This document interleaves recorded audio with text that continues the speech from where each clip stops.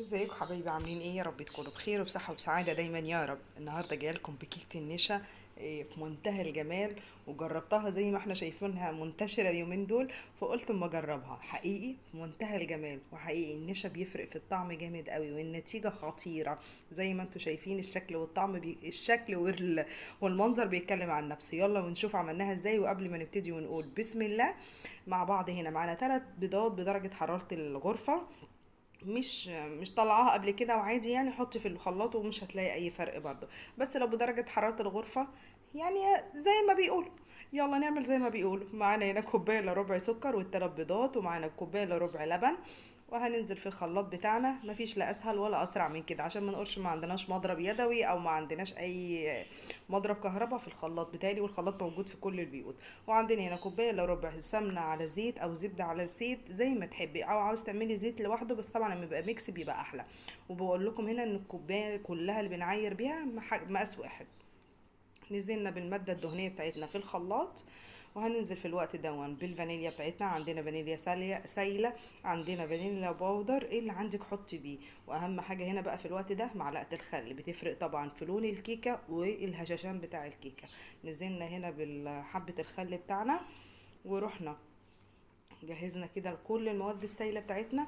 وعلى الخلاط بتاعنا هناخدهم بقى نديهم ضربه حلوه قوي قوي لغايه لما اللون يبقى كريمي وفاتح زي ما هتشوفوه معايا كده. يعني ما تستعجليش، خلي اللون يبقى كريمي والقوام يبقى في منتهى الجمال كده. في الوقت ده هنجهز المواد الجافه. معانا هنا في منخل، وهننخل كويس قوي كوبايتين دقيق. والبطل بتاعنا هنا النشا، هننزل بثلاث معالق نشا، 3 معالق اكل كده كبار نزلنا بيهم. وفي الوقت ده معانا باكو بيكنج باودر.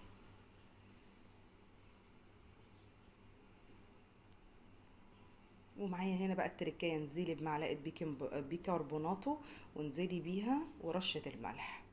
مفيش لا اسهل ولا ابسط من كده. وان شاء الله كل حاجه تبقى موجوده في بيوتنا، ودايما بيوتنا عمرنا بالخير كلها يا رب. ومع في الوقت ده مبطنين الصينيه بتاعتنا. صينيه كده تكون وسط، مش كبيره قوي ومش صغيره قوي، يعني هتطلع معاكي عاليه في منتهى الجمال. وبطناها بالسمنه وبالدقيق. انا بحب ابطن بالسمنه، بتبقى احلى من الزيت. نزلنا بالخليط بتاعنا، واديكوا شايفين القوام اللي احنا عايزينه. نزلنا بقى في الصينيه بتاعتنا لغايه لما نزلنا كل الخليط من الطبق بتاعنا.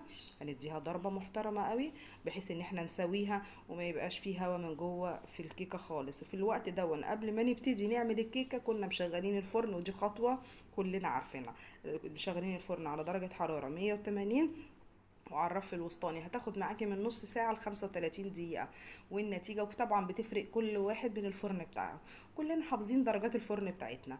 الكيك قدامكم الشكل لوحده بيتكلم عن نفسه، ولا الريحة والطعم خطيرة. جربوها وان شاء الله هتعجبكم بإذن الله.